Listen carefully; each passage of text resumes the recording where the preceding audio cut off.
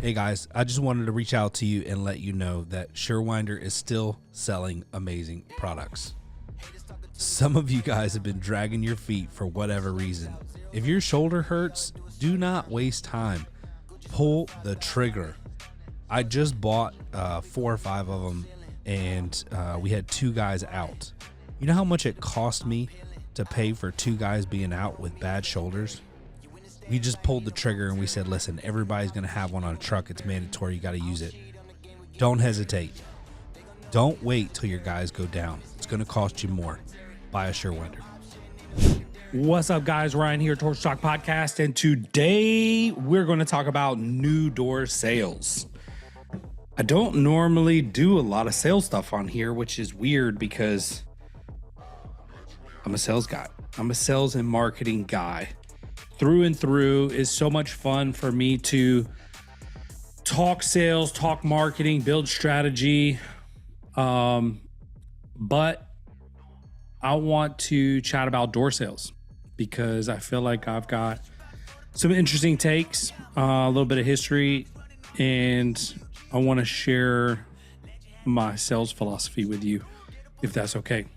So I'll try to keep this within 30 minutes or so, and short and sweet and hopefully powerful.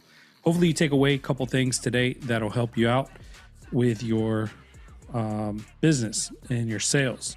Now, I understand that a lot of door guys don't believe that they do sales, but all of you do sales. Everyone does sales. Everyone.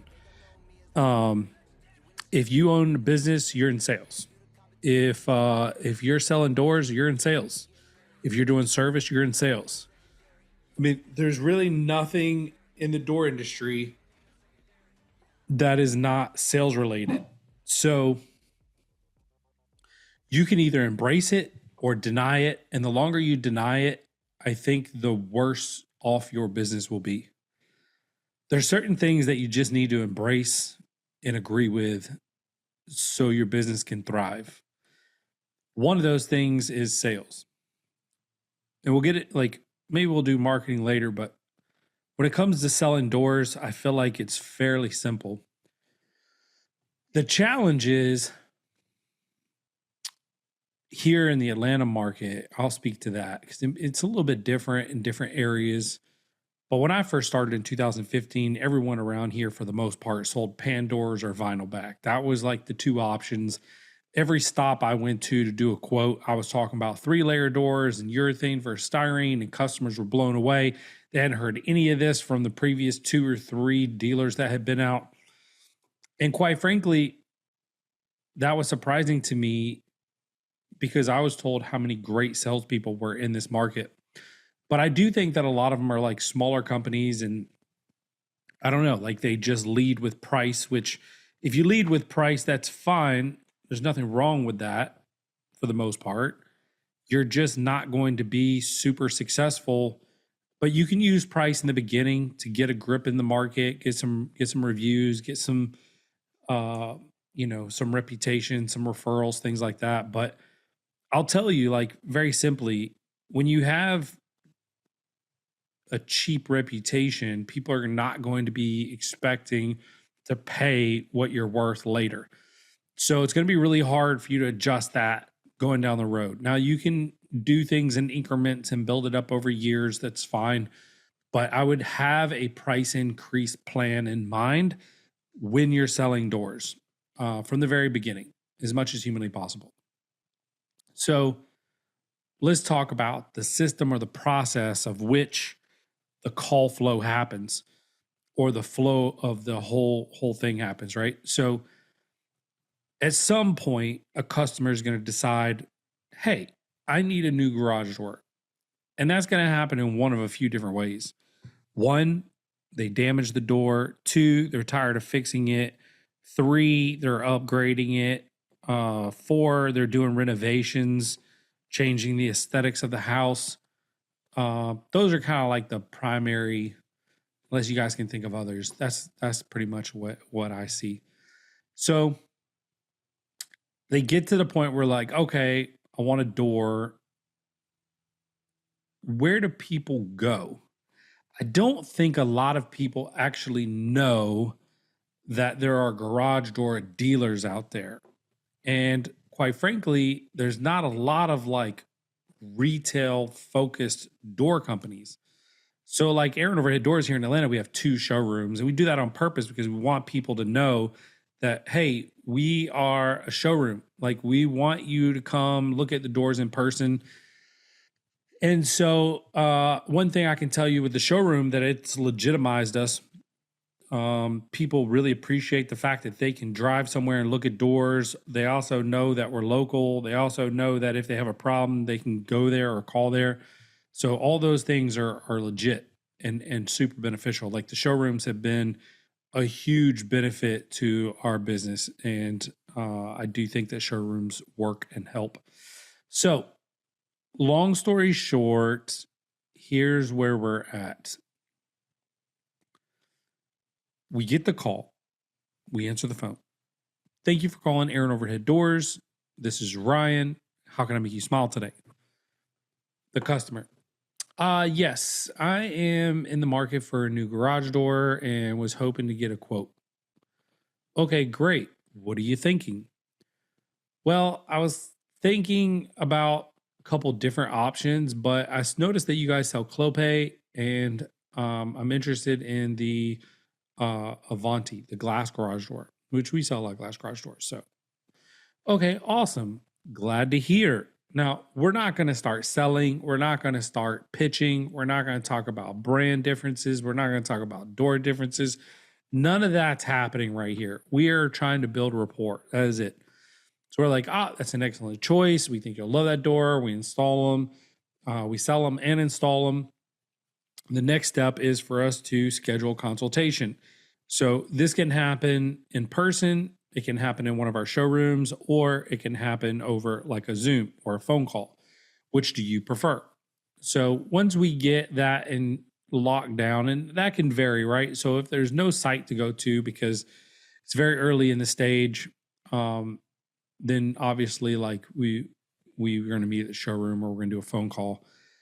But we definitely want to get measurements. So if we're going to meet in one of the other 2 ways, it's always good to get the measurements up front, because there are scenarios where widths and heights and, track and everything else needs to be taken in consideration. And the earlier you can get that information, the better. So once we get that appointment locked down, let's just assume we're going to the house. We will go through our schedule the night before. As a salesperson, as a professional, I think you should prepare mentally, emotionally, and physically for everything that's about to happen.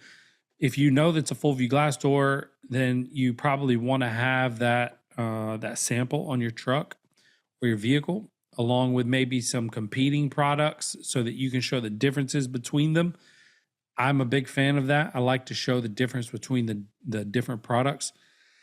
So I call the night before. Hey, Mrs. Smith, this is Ryan with Aaron Overhead Doors. We have an appointment tomorrow between 2 and 5 arrival. I've got a pretty busy day tomorrow, but I think if everything goes smooth, I should be between that 2 and 4 range.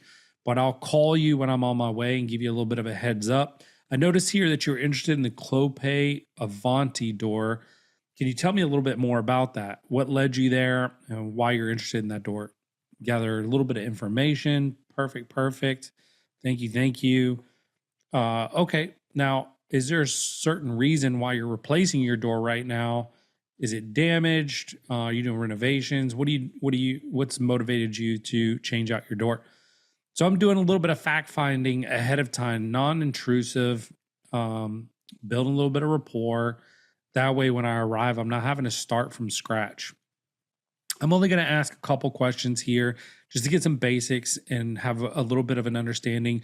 Make sure I got the right brochures. And then in the event that they're like, oh, well, we're going modern. And then she starts talking about the budget and how tight they are. And they're so far over budget and they're looking for like a cheap glass garage door.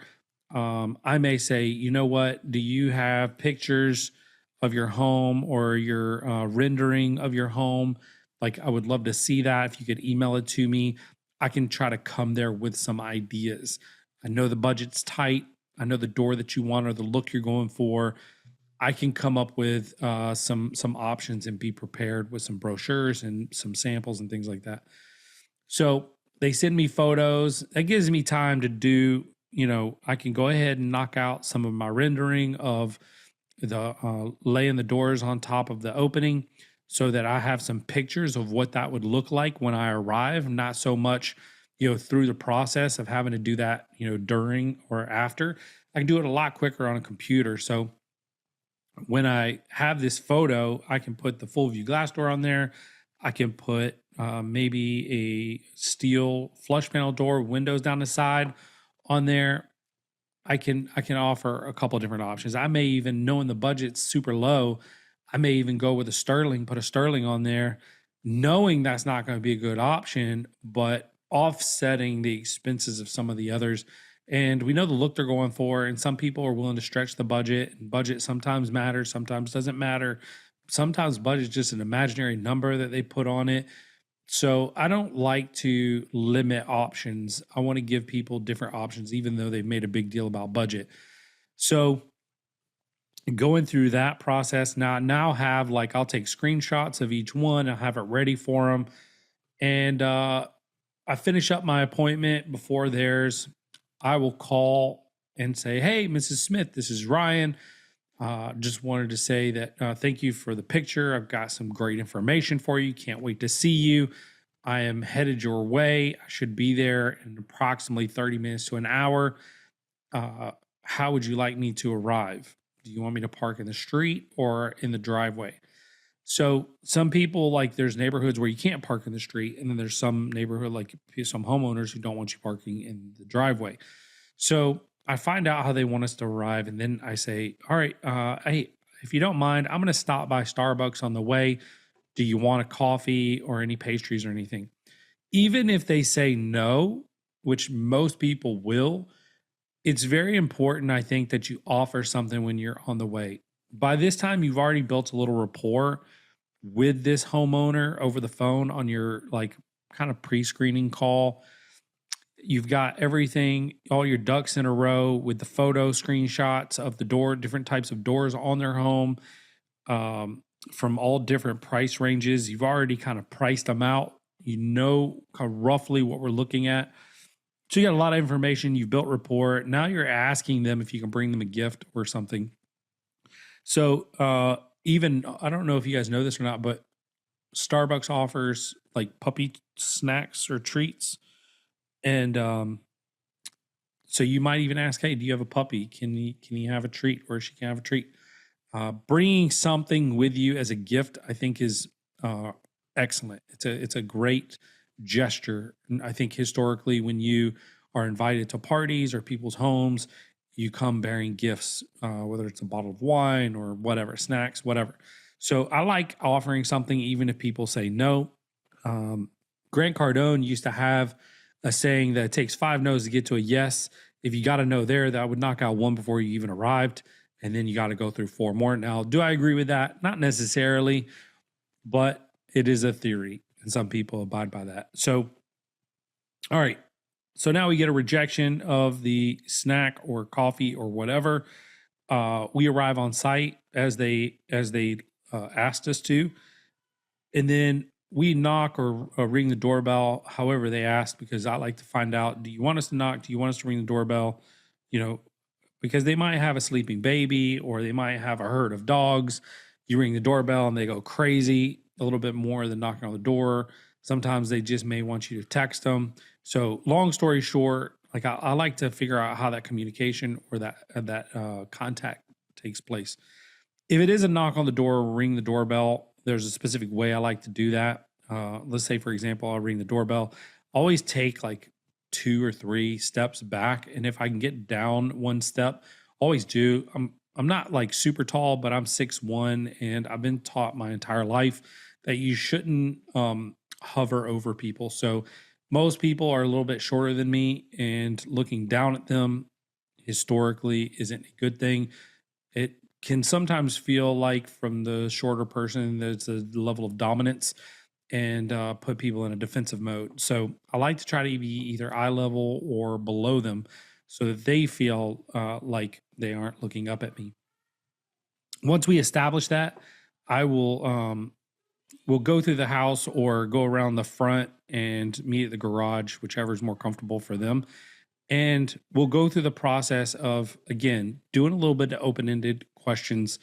Now, I'll ask some different questions here, but these are all things that I think are relevant. Like, what's the plans with the home? Now, this could be a tricky question because if you ask that question, people say they're going to sell the home. That could back you into a little bit of a corner, but we do have some data that says that if you are planning to sell your home, you're going to get 100% of your money back. So I like that question because I have the data to be able to back it up. So if we sell you a door and you are looking to sell your house in the next 6 months to a year, this door is going to not only increase your curb appeal for the total home, but it's also going to give you dollar for dollar back on everything you spend. So it's the number one appliance in your home that you can change for ROI. And so I love being able to use that by asking that question. I also like asking questions like, hey, I noticed there's room above the garage. Can you tell me what you use that room for if you do?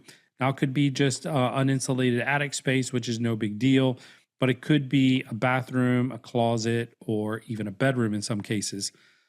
If it's a bedroom, then I like to know whose bedroom it is and is there any issues with temperature control or even maybe some noise.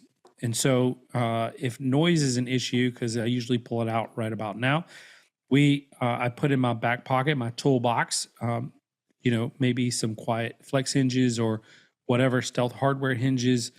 Hey guys, I found something that changed my business and I want to share it with you. We've created packages that have included some of the best products in our industry to offer our service customers. The heart of that package is Stealth Hardware Kit. Stealth Hardware is the quietest hinges on the market. I challenge you to buy at least one of these, test it for yourself. Put it on your truck and design a quiet performance package for your customers willing to pay for a better, smoother running door. Buy your Stealth Hardware Kit at Service Spring, do a search for quiet hinge, and then buy that. You can buy a double or single door, 7 or 8 foot tall, and promise you, it'll change your service forever. Somer USA and Somer Group want to thank you for an incredible year and the trust you've put in them and their products. As you know, Somer places high value on relationships, education, customer service, innovation, and professionalism. And they are grateful to you for your part in the fostering and dissemination of these values. If there is any way Somer can support you in your journey, whether through their products, the values they hold to, or the knowledge Somer has gained through interaction with door dealers across the world, please reach out to the team at your convenience. They are here to serve you. Again, thank you from the entire Somer team. Check them out at somerusa.com. Tell them Ryan sent you. I may ask about their lifestyle, how many times they open and close the door, because we might want to address maybe doing some high cycle springs. Like, I'm gathering information so that when I present quotes, I have options for them to choose from and some flexibility in price.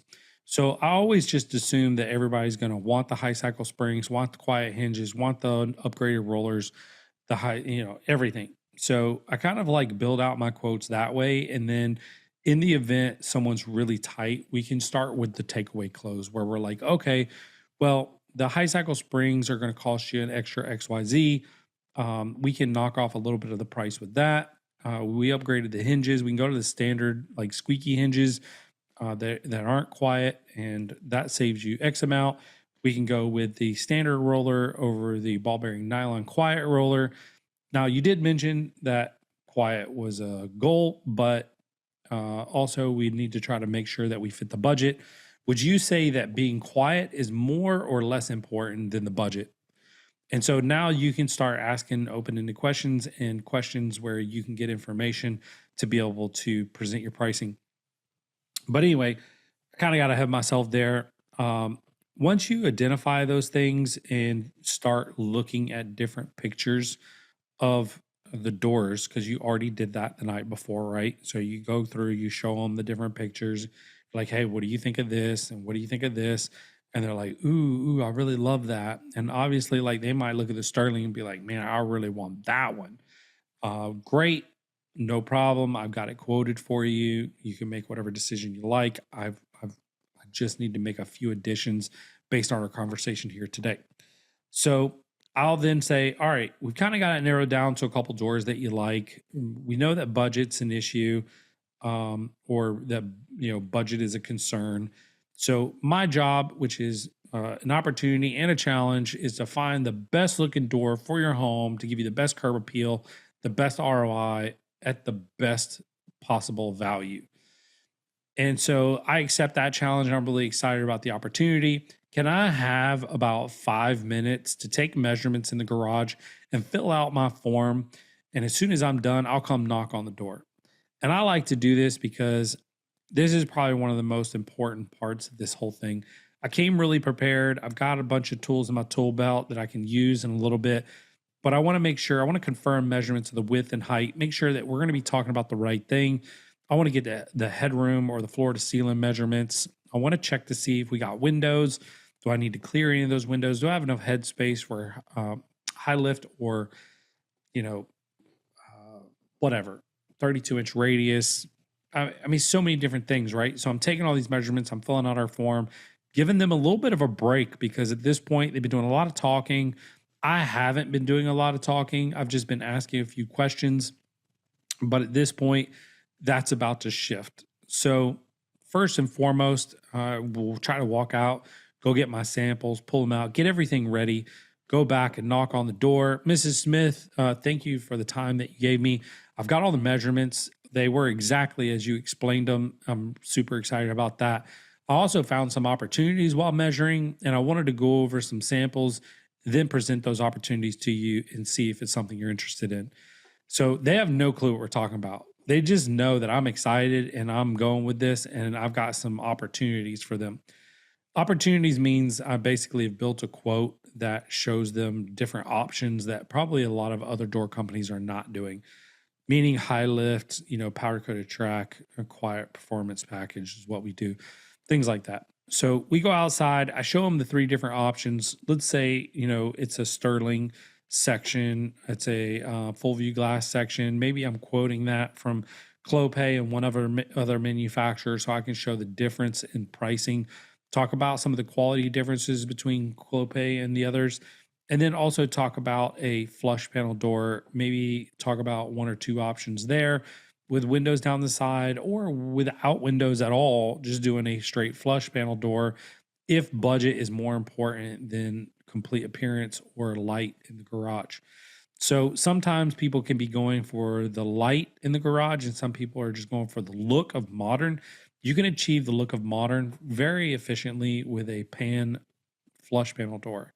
So for that reason, I've got everything priced out to like a 16x7 Sterling, 2 full view glass doors, and probably 2 flush panel doors. With and without windows, or I'll have windows added as a line item that essentially just says like windows, vertical stacked windows in each section, right side looking in, or something like that, right? And that way they can see that, hey, that costs an extra $1,000 to do windows, and or if I scratch the windows, I can just have the flush panel door with no windows. So I like being able to present that. And then I always start presenting my packages top down. So I'll start out with Mrs. Smith. If you're ready, I'm ready to go through these options with you, and you tell me which one you like most. Now, you already gravitated towards the Sterling, and I did hear you when you said that budget was really important.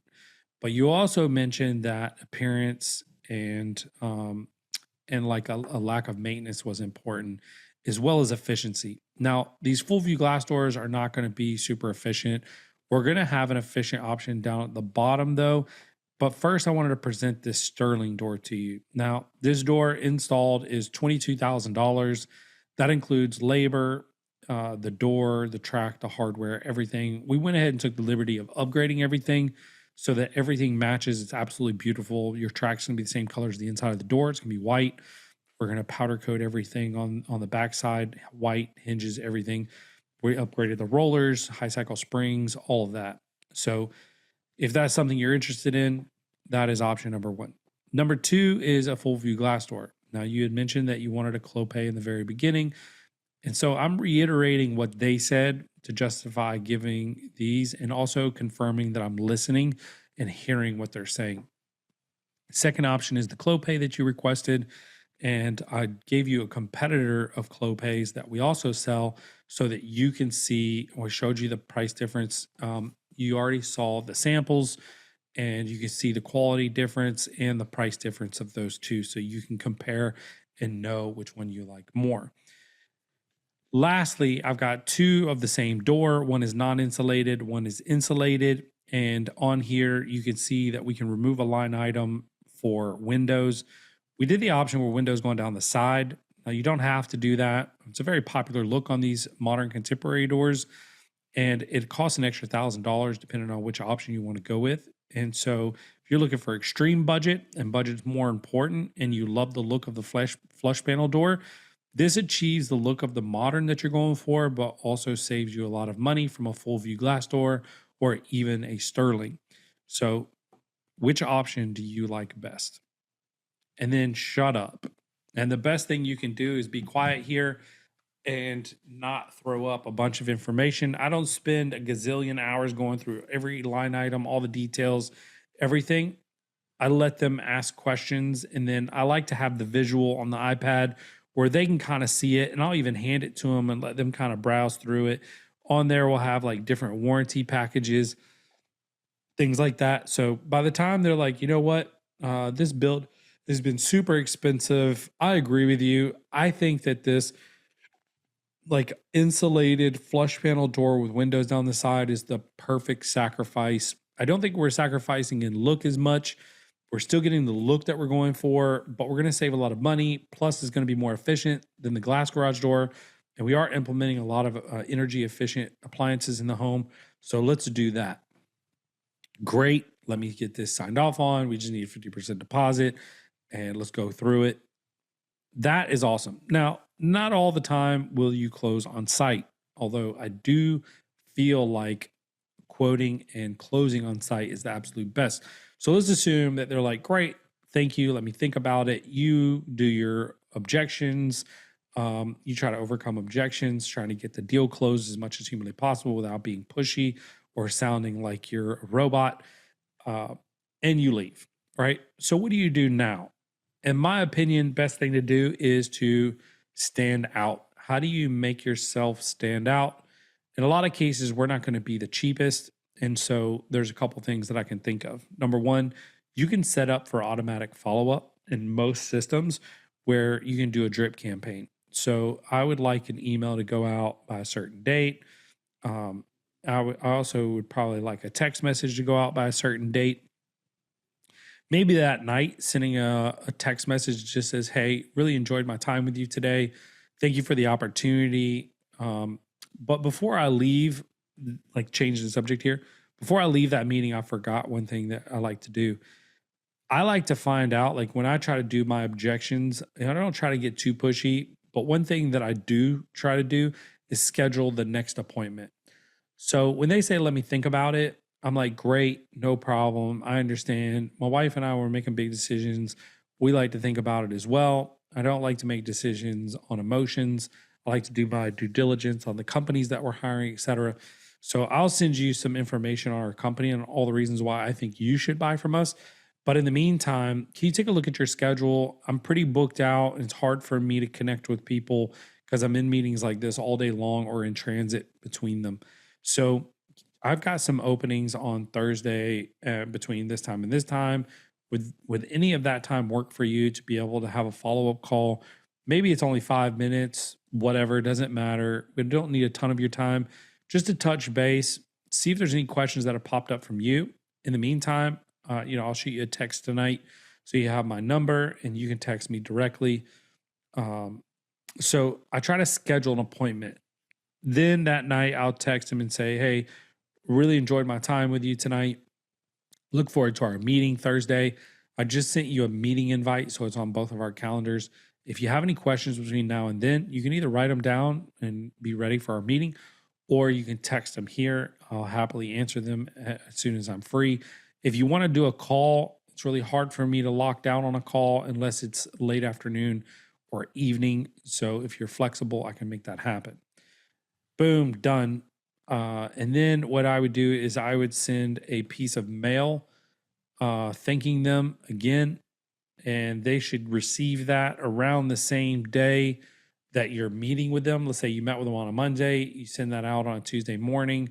They'll get that on like that Thursday or Friday, maybe even Saturday, but it's right around that time. I think it's a great like second touch. Mail is such a soft touch to that process. And when someone's looking at spending, 3, 4, 5, 10, 15, 20 grand or more, I mean, spending $1 to send like a little handwritten thank you card can mean the difference between you winning the job or losing the job. So I really like that aspect of it. And then now that you've got them trained to schedule an appointment with you every time you talk to them. So now that Thursday call, like regardless of how it goes at that point, unless they're just not interested anymore, I would go ahead and schedule another call for the next week, depending on how that conversation went. Long story short, that's pretty much the gist, like a high overview of the sales process for new garage doors.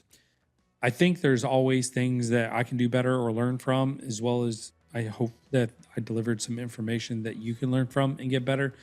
But with the days of AI and automations and things like that, I think the personal touch and the time that people put in, the effort, is going to make the difference. So don't get lazy. Be willing to go back out for a second or third visit if you have to on big enough jobs, and always make sure that you have an appointment before you leave an appointment. Those are two key takeaways that I think are going to make a huge difference in the sales closing percentage of all the jobs you go to. And then you're tracking certain things, and we can go through pipeline management, all that stuff. But garage doors are pretty predictable once you understand the close rate, the average close time once it's in the pipeline. And then you just got to try to rush to get those things closed and get them pushed and get them done and work them through the pipeline. We'll talk about all that later at another date, but I hope you enjoyed today's message podcast on new door sales. There's a lot of different ways you can do it. I just touched on one of them. I hope it helps. Let me know if you apply any of these and you do well with them. Hit me up. Let me know. I'd love to get some feedback from you. If you've got some ideas of things I didn't talk about that you do that works really well, again, hit me up. Let me know. I'd love to share them, train them, and let others know. Have a blessed day. Be safe.